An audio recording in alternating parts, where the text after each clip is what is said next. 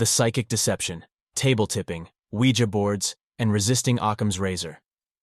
Back in the spring of 1984, I was teaching a course on death and dying at the University of San Diego High School.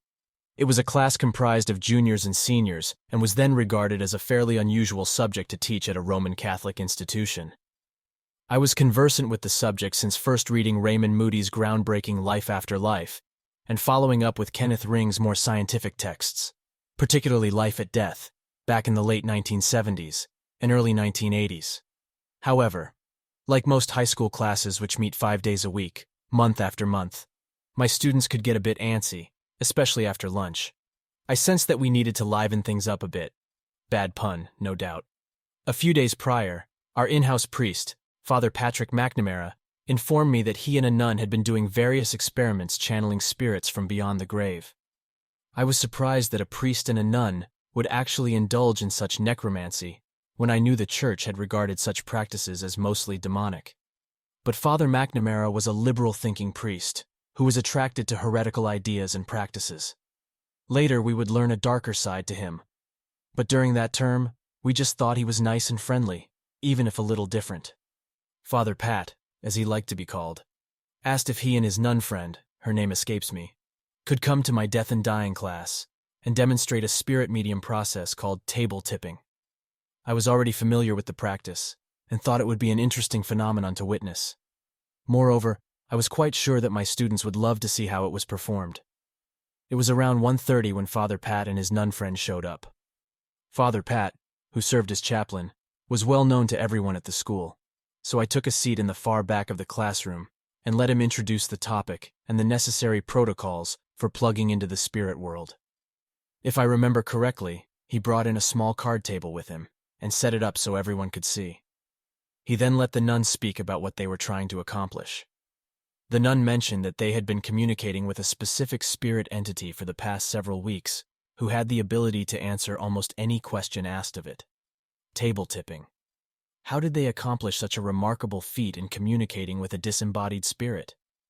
They both attempted to empty their minds and be open to the spirit which they believed could come through them if they were transparent conductors.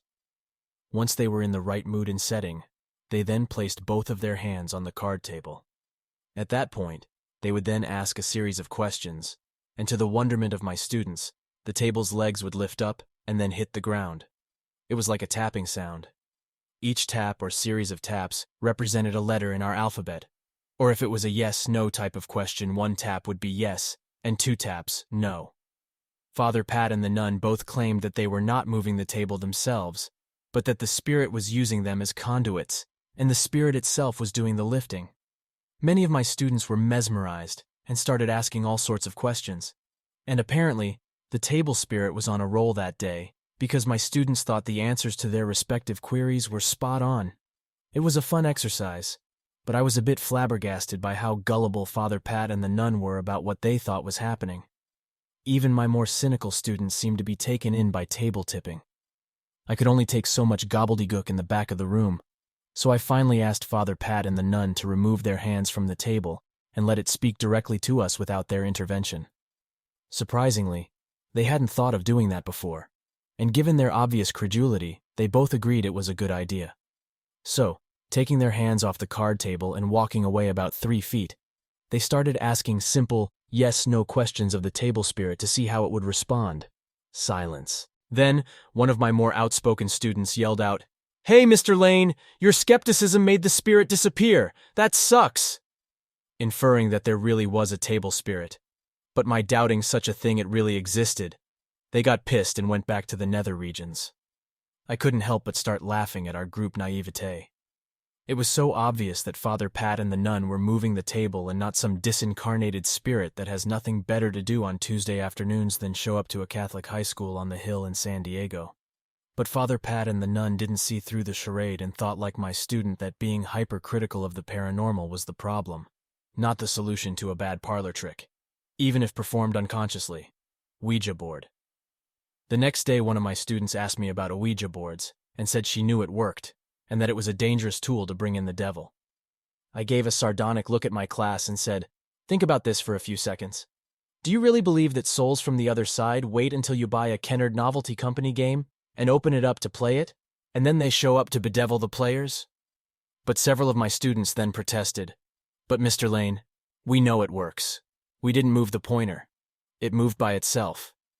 At this juncture, I then said, so you are telling me the pointer, known as the planchette, moved because of some ghost that gets called and comes down and likes to move plastic around. I continued, okay, I have an idea. Instead of having a slippery board in which to move your plastic cursor around, put Velcro down on the playing surface and put Velcro on the planchette. Do you think it is still going to move without your interference? My students immediately got my point and realized the real cause of how a Ouija board works. Of course, one of my funnier surfer students then shouted, of course it won't work. Spirits don't like Velcro. It is like kryptonite to them. At which we all laughed. Later, I got the opportunity of teaching a graduate course in parapsychology at the University of Humanistic Studies in Del Mar, which eventually turned out to be a disaster. There were about 15 students in the MA course, and they were all eager to explore psychic powers, UFOs, spoon bending, and the like. The fly in the ointment, however, was me. They were under the mistaken impression that I was a believer in all things paranormal. To wit, I was the complete opposite. What I wanted to accomplish in the course was a thorough examination of various parapsychological claims and see how well they held up to rational scrutiny. In other words, I wanted my students to look for alternative explanations for what others deemed miraculous.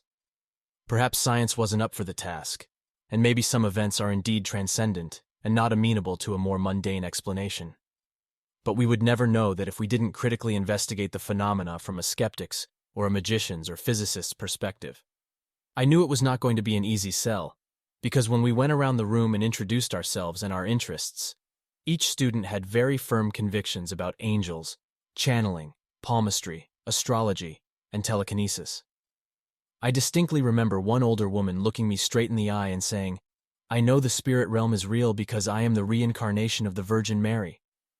Eventually, after going over a series of readings that were required for the class, each student was assigned a research project to investigate further and summarize their findings.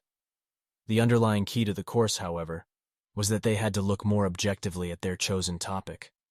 I still vividly recall when at the end of the term, each of the students, without exception, discovered that what they had believed so full-heartedly and with certainty turned out to be much less supernatural than they thought.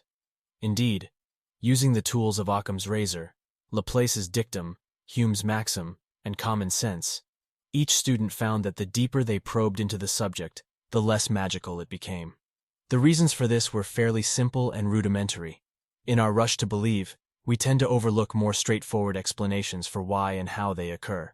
Believing something is miraculous enlivens our lives and gives us a sense of purpose and mystery. Yet, as I tried to explain to my class, as I still do today, the mystery of life and the cosmos is not lessened by rationality or logic, just as the stars are not lessened in their beauty because we use telescopes. If anything, science broadens and enlarges our sense of mystery and wonder and awe. But more often than not, science, which is properly employed, does debunk many of the myths and miracle stories we wrongly held to be inexplicable. For some students, the course was an awakening, whereas for others, I could sense it was the ultimate buzzkill. You mean, the Shroud of Turin is most likely a fraud? My astrological sign doesn't truly reveal my personality traits? Extraterrestrials haven't visited Earth yet? Crop circles are man-made? Speaking in tongues is not unique to Christianity? My guru is a pedophile? Uri Geller can't bend spoons by mind power alone? TM meditators don't truly levitate, but merely hop on cushions? And the list goes on. Naturally, this doesn't mean that all my students became Carl Sagan-like skeptics, but it did open them up, and me as well, to a plethora of other possibilities that are worthy of consideration before succumbing to transcendental theorizing. Addendum: Beauty and the Priest, Finding God in the New Age.